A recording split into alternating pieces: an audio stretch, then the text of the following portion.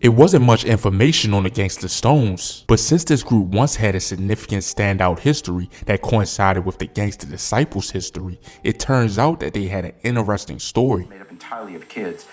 These guys are gang members. And the one guy we met in the first segment, his name's Goldie. He admits to killing 15 people. Scary story. Let me just ask you one more question, Goldie, and then I'm going to move on to our other guests. How do you kill somebody? Explain the process that you go through when you do it. It depends on how I want to do it. My specialty is walking up to you, looking at you dead in the eye, walk away, come back to you, be like, say something stupid like, you got a cigarette? That's very stupid to say, but I'm going to say it anyway, because I'm going to do a stupid thing by killing you. Then bang. It's either in the chest or the face. I'd rather shoot you in the chest. Because when you on the ground, to me, you know what I'm saying? I'm standing over you like, that's a pretty sight. It is not exactly known how far the Gangsta Stones go back or what they were known for before they joined the Black P. Stones Nation, but they had their foundation on the east side of the Woodlawn neighborhood, and this group was put together by a guy by the name of Melvin McKay in the early 1960s or before. At one time, they were the largest Black P. Stone fractions on the south side of Chicago. It is unknown when the Gangsta Stones spread to the Roseland neighborhood, but they were there by the early 1970s. But they were located around 104th and Corliss, right outside Corliss High School. But it's believed that the Gangsta Stones got to the Roseland neighborhood much earlier because the Black P. Stones were in this area a long time before the 70s. When it came to the west side of Chicago, settlement Stones were not that well organized in that part of the city, as well as Vice Lords, Egyptian Cobras, and Roman Saints, which ran the west side. Stones were mainly located in the North Lawndale neighborhood as they fought with various rival gangs. Some of these groups of Stones were Cossack Rangers,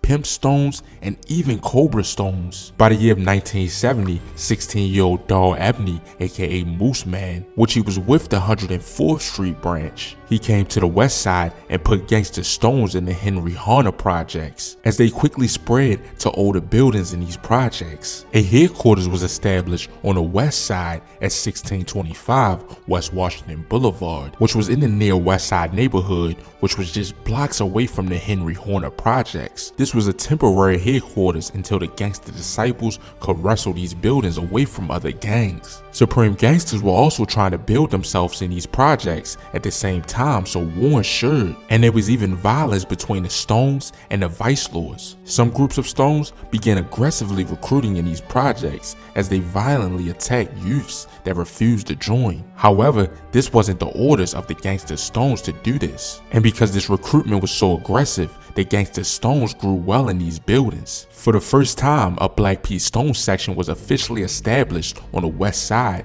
which was guided by the west side founder, Darrell Ebony. Ebony taught these young men in the projects the ways of the Stones. The almighty Black P. Stones was originally formed in the 1950s as the Black Stone Rangers. The organization was co-founded by Eugene Harrison and Jeff Fort. They were considered by law enforcement authorities to be the most powerful and sophisticated street gang. The Black P. Stones Nation financed itself through a wide array of criminal activities, and they are part of the large Chicago gang alliance known as the People's Nation. GSN Black P. Stones had difficulties setting up on the west side, as they would often face expensive code violations from the city when they tried to open legitimate businesses. Moose Man brought Gangsta Stones in smoothly and guided Henry Horner youths in an organized direction. The Gangsta Stones became the most dominant organization in these buildings. On June 4th, 1972, an article about Gangsta Stones setting a house on fire, and it was already in trouble for the shooting of 2 people. Tommy Horton, 18 years of age, and 3 juveniles, 15 years of age and 16 years of age, were all arrested for arson. They allegedly threw a Molotov cocktail on a rear porch of a home, which was on 3814 West Hearn Street. Then less than an hour later, the youths threw a Molotov cocktail through the first floor window of another home, and this house was in 703 North Ridgeway Avenue. Mostly the whole house burned down and caused over $2,000 worth of damage. Around this time, the Gangsta Stones had a rivalry with the Black Gangsta Disciples, and at the time they were also at war with Vice Lord fractions from Henry Horner. At other times, the Gangsta Stones were allies with the Vice Lords and brought about an alliance in the 1980s and possibly the 1990s called the Gangsta Stone Vice Lords. At some point, Henry Brown, aka Junebug, took over leadership of Henry Hunter operations, even though Moose Man was always a behind-the-scenes leader. Moose Man taught Gangsta Stones fearlessness in the face of the enemy, and he was only 15 years of age when he created the Gangsta Stones, but did not fear going up against the older gang members. Henry Brown was also a moneymaker, just like Moose Man and Junebug, and they were all real gangsters. In the year of 1986, when Jeff Fort and Minnie L. Rooks were being charged for accepting weapons from Libya in exchange for money, great disarray fell upon the L. Rooks, and it soon looked like the nation would fracture into chaos. This is when Jeff Fort entrusted Moose Man to restore order and keep the fraction of L. Rooks' empire in order. Gangsta Stones had always honored both Jeff Fort and Eugene Hairston, and they did not partake in any wars between both supporting groups. Once Moose Man was bestowed with the honor of keeping the nations together, he created CSA, which effectively unified the Stone branches into peace. And this is why I said that Moose Man put the P or peace in Black Peace Stone. CSA concepts are still honored by Gangsta Stones, and this prevents Gangsta Stones from getting involved in wars with any other Black Peace Stone branches. The Gangsta Stones were still operating at 104th and Corliss all through the 1970s and the 1980s, and they even got pretty strong in the early 90s until about 1994. Henry Brown, aka Junebug, operated a complex drug operation in the projects. In March of 1995, Junebug was infuriated that a man took a car and $3,500 from him. Brown knew who the man was but could not find him, so Brown paid a visit to the man's brothers and sisters' house. This is because he knew where they lived at. The brother's house that he went to was Gators Johnson. Brown and his wife came to the door, and when the door was answered, Henry Brown pulled out a gun and demanded that Gators Johnson came with him into his van. And Brown also had his wife with him, Ladrina Stewart, to do this with him too. The two of them drove Johnson to the fortress on that evening of March 8,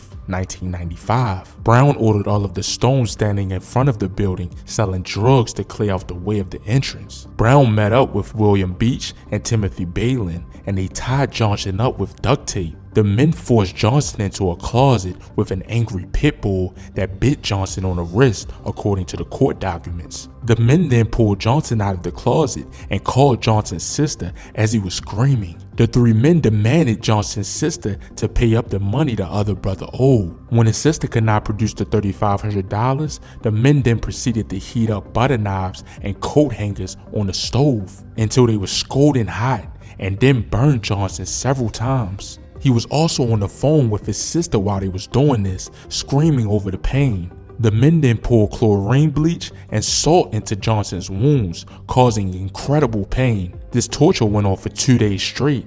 Then the men untied Johnson and ordered him to put his clothes back on. They tied him back up and put a duffel bag over his head, then led him into the back of the van and drove to another apartment. This is where they asked him again where his brother was. When Johnson said he still did not know where his brother was, they gave up and just said they was gonna put a bullet in his head, which they decided to do it right on the railroad tracks. They then brought Johnson back into the van, and when they stopped to get some fast food, Johnson escaped suddenly. When he ran to a nearby gas station and called his family and eventually the police. The four were then all arrested, and Brown's wife ended up testifying against the three men in the 1998 trial. After their incarceration, the city began to tear down Henry Hunter projects, and by late 2000s, all of the projects was torn down, and by 2010, everything was gone, which just displaced the Gangsta Stones out of their main turf. Daryl Ebony, aka Moose Man, the leader of the Gangsta Stones,